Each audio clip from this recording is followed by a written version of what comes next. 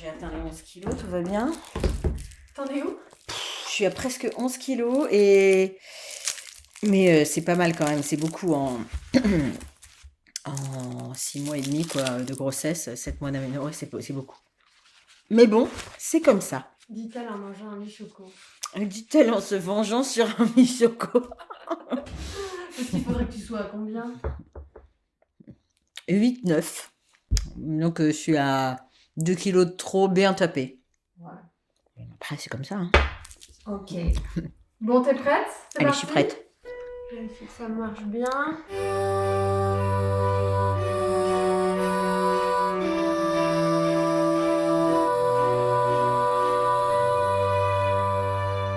Un papa, une maman, épisode 5.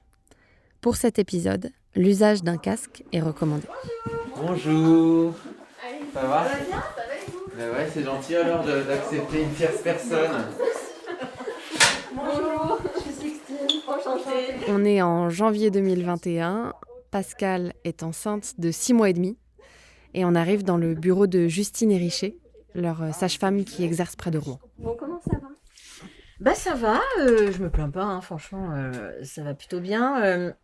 Canaux carpien, c'était plutôt mieux. Enfin, pas mieux, mais disons que je commence à m'habituer à savoir ce qu'il faut faire. Alors, il y a pas cette nuit, mais la nuit d'avant, tous les quarts d'heure, j'étais obligée de secouer mon bras. C'était horrible, vraiment. C'est lié au fait qu'il y a un peu d'œdème et du coup ça comprime un peu les nerfs. Dans la majorité des cas, en post-accouchement, ça revient à la normale, mais c'est désagréable en effet. Et puis c'est très handicapant. Le matin, je peux même pas me faire un thé. Je peux pas ouvrir une bouteille d'eau. Je suis là comme ça dans la nuit. Je veux boire. Je peux pas quoi. J'ai l'impression d'être atrophiée. C'est nul. Ah, c'est beau la grossesse. Oui, c'est beau. Et puis le petit dernier truc, c'est je sens que cette semaine, l'émotivité est à son comble, l'humeur un peu.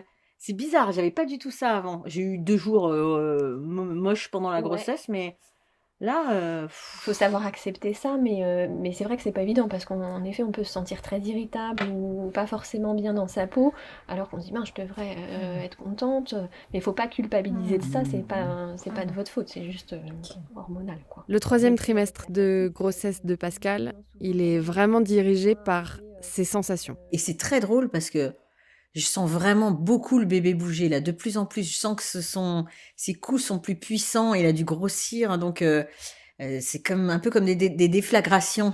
Ça fait bram bram comme ça. Il réagit beaucoup à la voix, je trouve, quand tu chantes, quand tu parles avec. Tu sais, quand t'es allongé, t'as un peu la voix qui parle comme ça, qui est un peu basse. Tu poses ta voix un peu en bas et je pense que ça doit beaucoup le vibrer pour lui et qu'il aime beaucoup ça. Tu commences à voir qu'il réagit à plein de choses. Tu chantes une petite comptine, il va réagir. Tu mets tes mains, ça y est, il les reconnaît dans les 10 secondes, même pas 5 secondes. Bang, il envoie un petit coup de pied ou de main. Je ne sais pas ce qu'il envoie, mais il envoie. Et puis, et ce qui est drôle, c'est que la nuit, quand je me lève pour aller aux toilettes, je sens que ça le réveille les 9/10 du temps. Donc, il va envoyer ding ding des petits coups. Et je mets ma main et je me tourne et je respire lentement. Et je pense qu'il doit sentir que, voilà, c'est pas encore l'heure de faire la Java. Je sais pas, mais en tout cas, il se calme direct. Hein. C'est pas, il continue pas, sinon je pourrais pas dormir. C'est assez bluffant. Alors du coup, aujourd'hui, c'est la séance, du coup, on appelle ça les enroulements. En fait, Justine et Richer, la sage-femme, elle suit Pascal et Florent pour des séances d'aptonomie. C'est une technique qui vise à communiquer avec le fœtus, avec le bébé par le toucher, à travers la peau du ventre et la peau du dos de la mère. Et donc, le but, c'est de créer un lien affectif, déjà entre les parents, l'un avec l'autre, mais aussi de créer un lien affectif avec leur enfant. C'est un accompagnement à la parentalité que Pascal et Florent, ils voulaient absolument faire, et depuis le début du projet d'ailleurs. On veut faire de l'aptonomie. Et Pascal et moi, on trouve ça super aussi parce que c'est vraiment une relation triangulaire entre le papa, la maman et l'enfant. C'est pas juste le lien avec la maman et l'enfant. Et donc là, moi, je fais des pieds et des mains pour avoir notre sage-femme. Et je l'appelle, je lui laisse un message vocal et je lui explique qu'on veut à tout prix la voir puisqu'on nous a vraiment parlé d'elle. Et elle m'envoie un SMS, elle me dit « Non, ça va pas être possible, désolé ».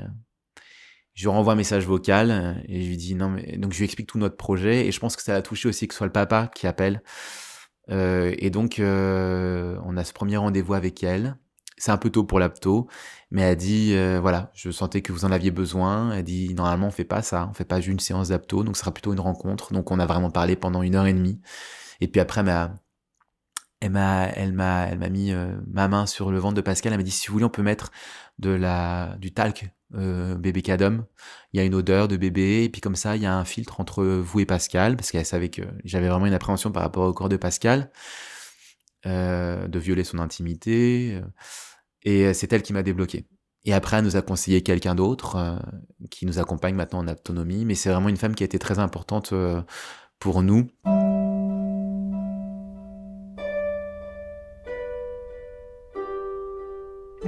Le but de cette séance, c'est d'inviter votre enfant, toujours tous les deux, hein, d'accord, d'inviter l'enfant à aller vers l'arrière, justement parce que ça peut soulager des petits désagréments de la grossesse, d'accord. Parce qu'en effet, là, vous arrivez à un stade où, en effet, l'utérus prend de l'ampleur, et si on porte l'enfant très en avant, ça va beaucoup plus tirer en effet sur les ligaments, ça peut peser aussi un peu sur votre bassin, et ça peut être assez désagréable. Et puis en plus, ça va aussi accentuer un petit peu la cambrure du dos, et ça, c'est pas très cool non plus. Je vais quand même sentir ces petits mouvements parce que ça c'est mignon. Bien sûr.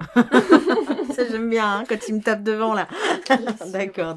Le but, c'est que Florent, vous allez l'inviter, d'accord. C'est toujours le père invite, la mère répond et l'enfant suit, hein. Toujours le même principe comme on avait fait les invitations pour aller d'un côté ou de l'autre. Il va falloir le faire régulièrement, d'accord. Parce que plus vous le ferez régulièrement, plus il va connaître le chemin, et du coup plus il va dire « Ah, on est pas mal aussi ici, je vais y rester un peu », d'accord. Et aussi, ça sera quand même intéressant parce que ça sera une première étape pour le jour J, pour la naissance.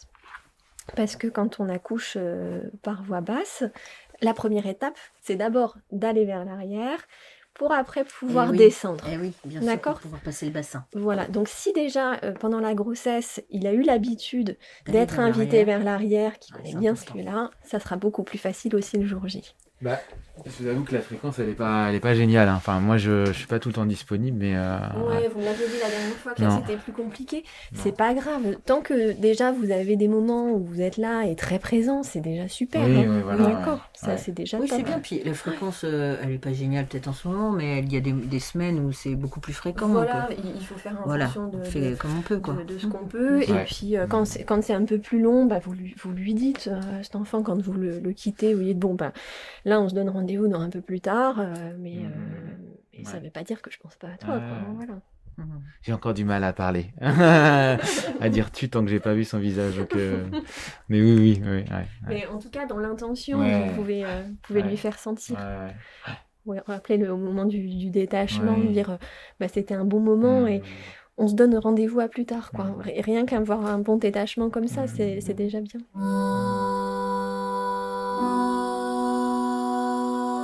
Ça a été quelque chose d'énorme pour notre projet justement, pour Florent Enfin, on sait que c'est de toute façon quelque chose de très abstrait pour les hommes, parce que la femme, elle a ce petit être qui grandit en elle, elle voit son corps se transformer, elle sent des tas de petits mouvements, des tas de petites choses, elle a H24 la possibilité de parler à son bébé, de poser ses mains, d'avoir une petite réaction, voilà, on ne vit pas les mêmes choses, c'est normal.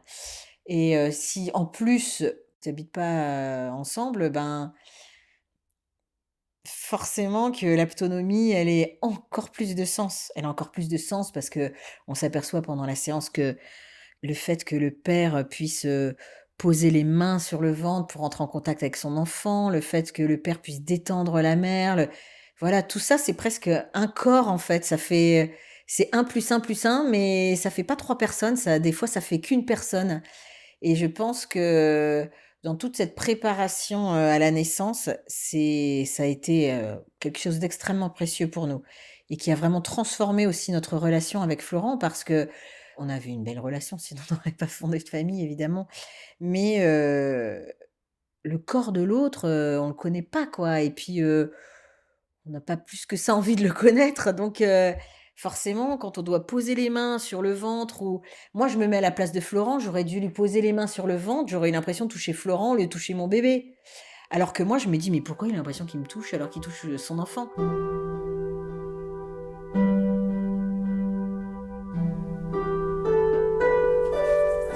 Alors, je veux bien que vous enleviez quand même du coup Ça aussi?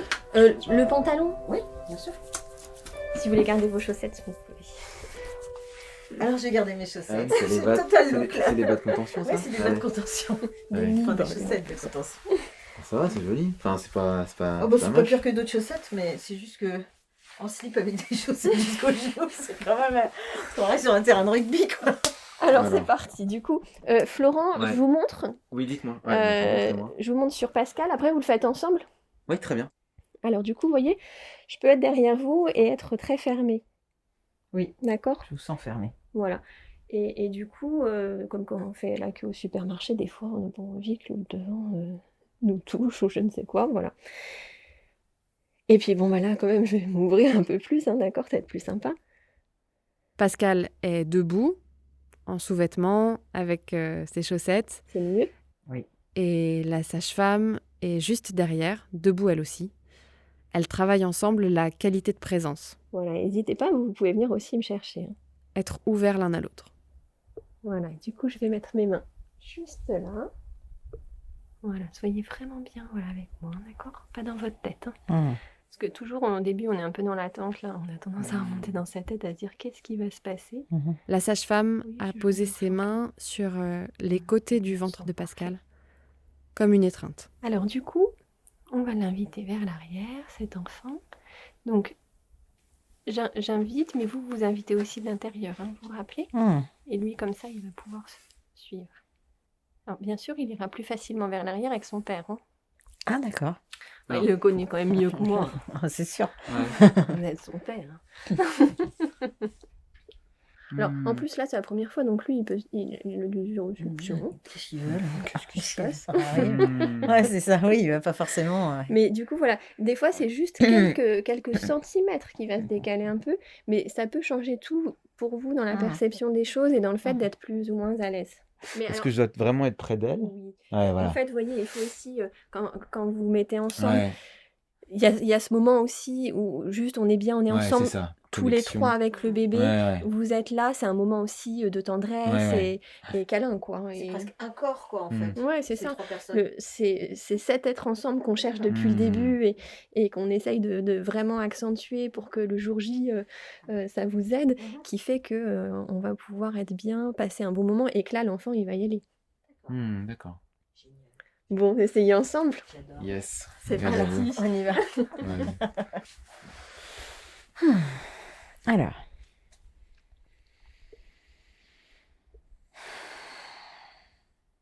Il tape bien, là. Putain, dis donc, qu'est-ce qu'il tape? Déchaîné. Ouais, c'est ton papa. Aussi, mettre vos mains voilà, sur celle de Florent. Et puis prenez ce temps déjà d'être bien ensemble. Et dites-vous, voilà, c'est vraiment un câlin tous les trois. Quelquefois, rien que déjà de faire ça, des fois, il y a certains bébés qui déjà vont vers l'arrière parce qu'ils Genre, sentent la présence de leur père. Ouais, c'est possible. Hein. Donc voilà, quand vous êtes bien ensemble et que vous le sentez, Florent, c'est vous qui donnez l'invitation. Pascal répond et l'enfant va suivre. Ouais, je pense qu'il y est. Franchement, tu sens, Florent, un peu plus de Ouais. présence. Une masse. Ouais, une masse. C'est moi. Ouais. Non, c'est le bébé. Ouais.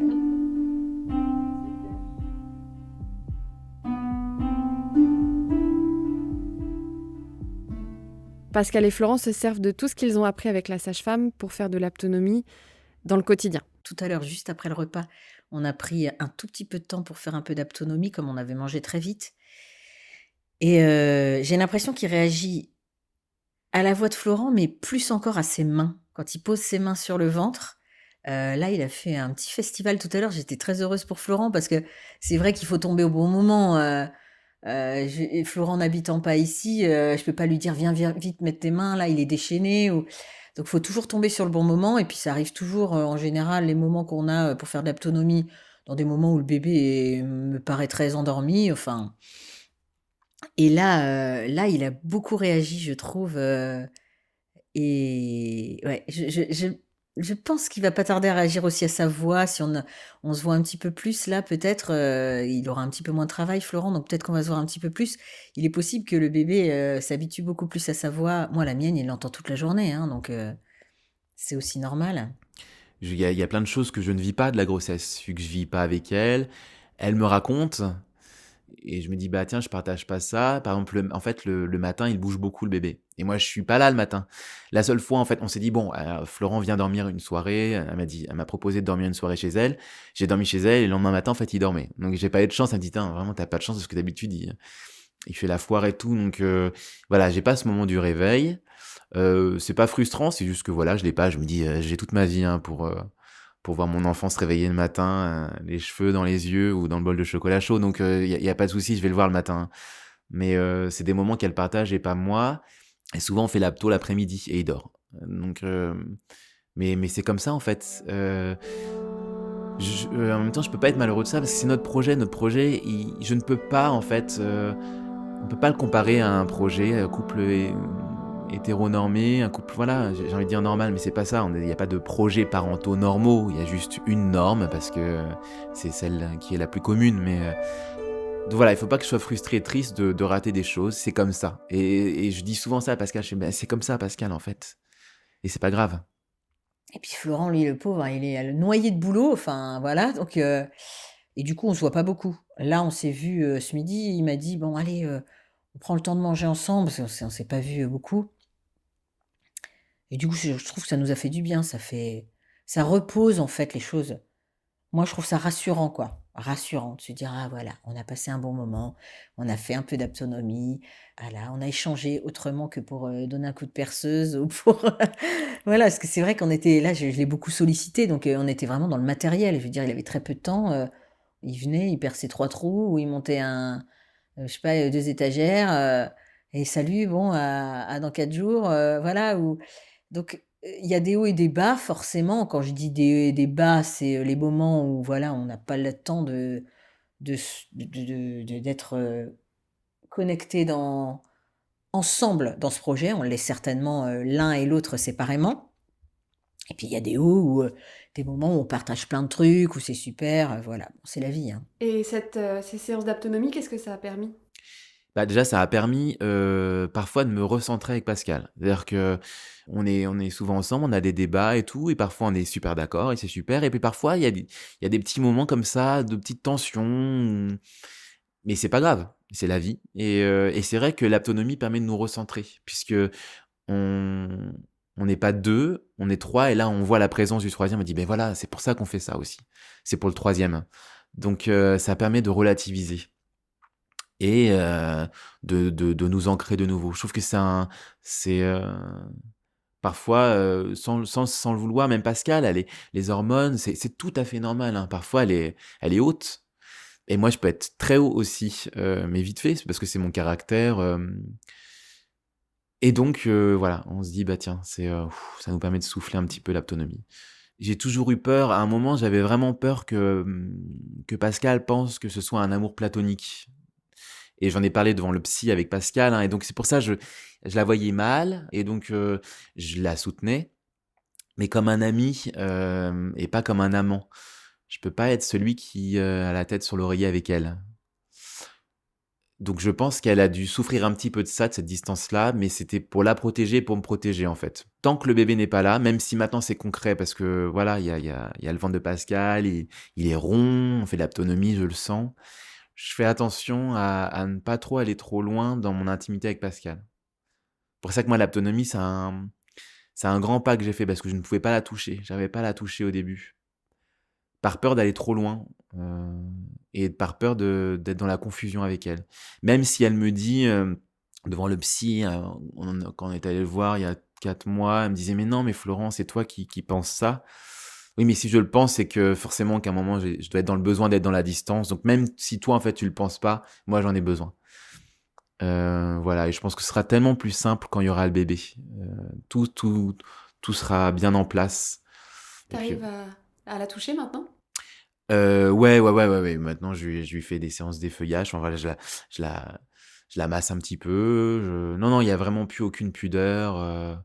Voilà, par exemple, elle a une culotte, elle enlève son pantalon, elle va mettre un boxer en plus. C'est des gestes comme ça, mais qui nous paraissent tout à fait normaux. Et puis moi, après, je mets ma main sur son ventre, sur son bassin, je la berce. Et on met de la musique classique. Alors, c'est marrant parce que c'est pour l'enfant, mais nous aussi, ça nous conditionne et on est dans notre bulle. Et c'est vraiment le moment où je me projette avec Pascal. Parce que, tu vois, je dis mon enfant souvent quand je parle aux gens. Mon enfant. Et mais c'est vrai qu'avec Pascal, quand on parle de l'enfant, on dit tiens, il bouge, je dis plus mon ou notre enfant, je dis juste ah, il. Enfin, pour moi, il existe là.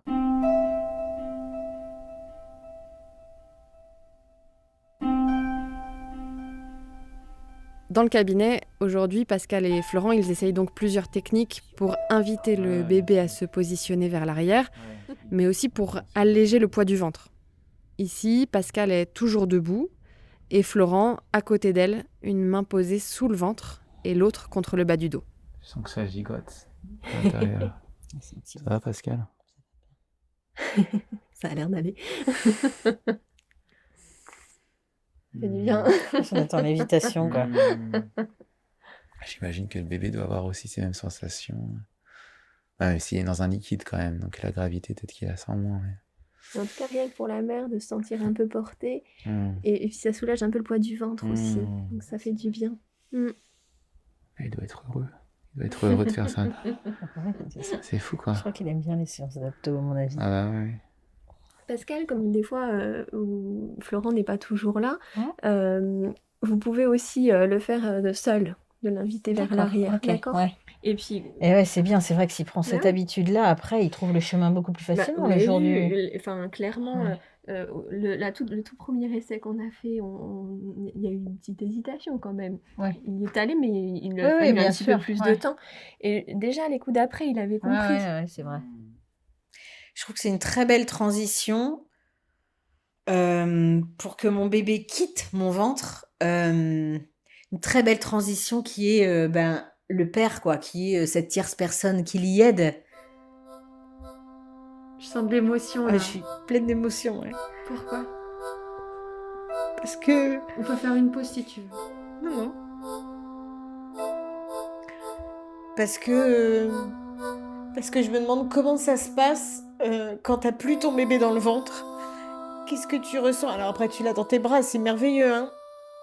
Mais finalement, s'il n'y a pas un petit blues de ça, blues du bébé dans le ventre, je ne sais pas, peut-être pas. Peut-être que t'es tellement, à la fin de la grossesse, t'en peux tellement plus que t'as qu'une hâte, c'est qu'ils sortent. J'en suis pas là.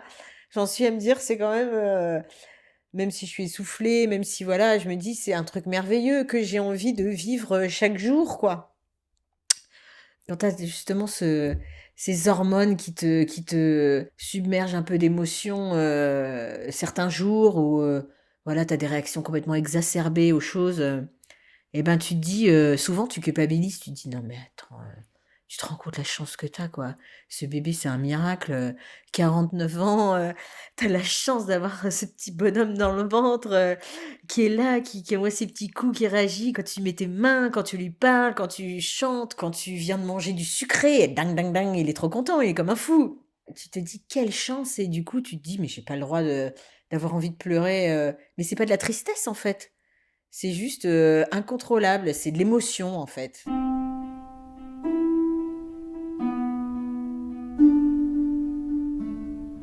On peut se rasseoir si vous voulez. Ouais, moi je vous laisse vous ramener.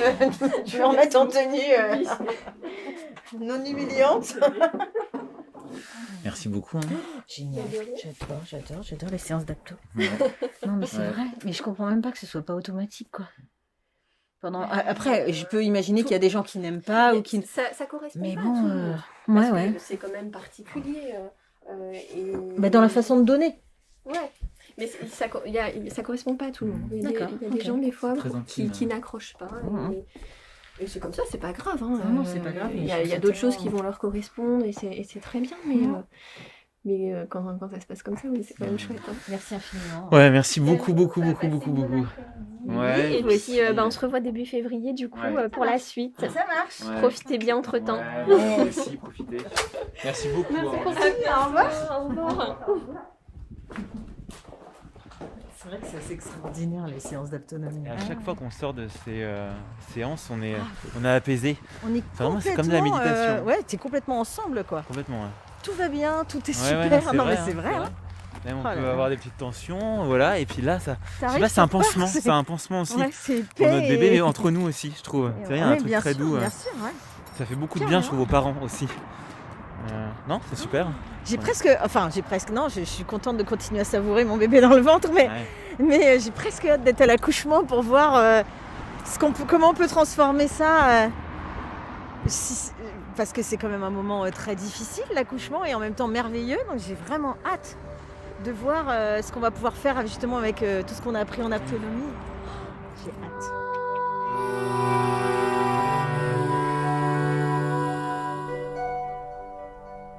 Un papa, une maman est un podcast original de Sixtine Lys. La musique est composée par Ludwig Broch et l'illustration est de Pauline Ramos.